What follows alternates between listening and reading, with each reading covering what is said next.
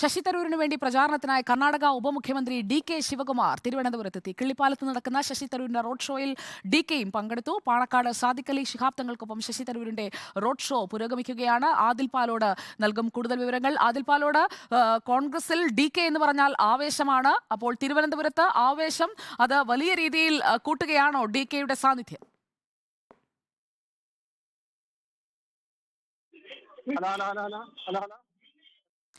Adil Palode, DK എത്തിയിരിക്കുകയാണ്. തിരുവനന്തപുരത്ത് DK ഇറങ്ങുമ്പോൾ ശശി തരൂരിന്റെ പ്രചാരണം കൂടുതൽ കൊഴുക്കുകയാണോ?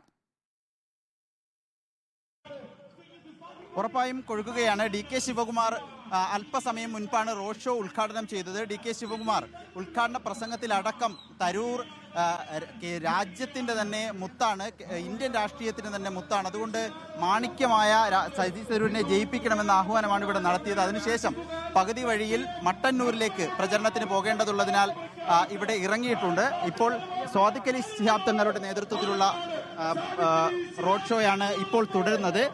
ചാല മാർക്കറ്റിലൂടെയാണ് ഇപ്പോൾ റോഡ് ഷോ തുടരുന്നത്. സാദിഖ് അലി തങ്ങളുണ്ട്. തങ്ങളെ എങ്ങനെയുണ്ട് തിരുവനന്തപുരത്തെ ഒരു പോരാട്ടം കാണുമ്പോൾ? 100% വിജയത്തിലേക്ക് കുതിക്കുന്ന ഒരു പോരാട്ടമാണ് ഇവിടെ കാണാൻ പറ്റുന്നത്. ശശി തരൂർ കഴിഞ്ഞ 2 തവണയും ഇവിടെ നല്ല ഭൂരിപക്ഷത്തോടെ വിജയിച്ചു. അത് തന്നെ ഇവിടെ ആവർത്തിക്കുകയും ചെയ്യും.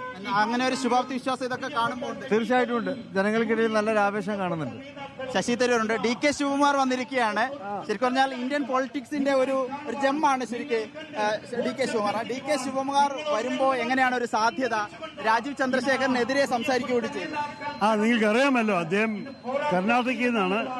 അദ്ദേഹത്തിന്റെ അറിവ് ഈ ശ്രീ ചന്ദ്രശേഖർ എന്റെ എതിരാളിയായി മത്സരിക്കുന്ന സ്ഥാനാർത്ഥി 3 ടേം കർണാടകയിലെ പ്രതിനിധിയായിട്ട് രാജ്യസഭയിൽ ഇരുന്നിട്ടുണ്ട്.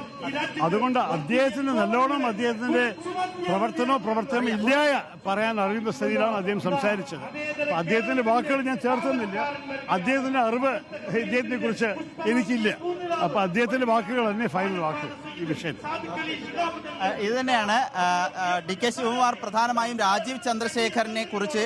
രാജീവ് ചന്ദ്രശേഖർ 3 തവണ രാജ്യസഭാ എം.പി ആയി തിരഞ്ഞെടുക്കപ്പെട്ടയാളാണ് കർണാടകയിൽ നിന്ന്. പക്ഷേ ഒരു തരത്തിലുള്ള നേട്ടവും കർണാടകയ്ക്കോ രാജ്യത്തിനോ ഉണ്ടായിട്ടില്ല എന്നാണ് രാജീവ് ചന്ദ്രശേഖരനെതിരെ ഡി.കെ. ശിവകുമാർ പറഞ്ഞത്. ആ വാചകം എടുത്തുദ്ധരിക്കുകയാണ് Sasi Tharoor. DK. Shivakumar road show പകുതിയായപ്പോൾ തന്നെ ഇവിടെ നിന്ന് റോഡ് ഷോ വാഹനത്തിൽ നിന്ന് ഇറങ്ങിയിരുന്നു. ഇപ്പോൾ മുസ്ലിം ലീഗ് സംസ്ഥാന പ്രസിഡന്റ് സാദിഖ് അലി തങ്ങളുടെ നേതൃത്വത്തിൽ റോഡ് ഷോ പുരോഗമിക്കുകയാണ്. സുജയ. ഓക്കെ, ആദിൽ പാലോടാണ് വിവരങ്ങൾ നൽകിയത്. ഡി.കെ. ശിവകുമാർ തിരുവനന്തപുരത്ത് പ്രചാരണത്തിനായി എത്തിയിരിക്കുന്നു. കേരളത്തിൽ ഇനിയും മറ്റു മണ്ഡലങ്ങളിലേക്കും ഡി.കെ പോകുന്നുണ്ട്. ഡി.കെയുടെ ഒരു പ്രതികരണം ഉണ്ടാകുമെന്ന് നമ്മൾ പ്രതീക്ഷിക്കുന്നു റിപ്പോർട്ടറിനോട്. നമുക്ക് മറ്റൊരു വാർത്തയിലേക്ക് കൂടി പോകാം.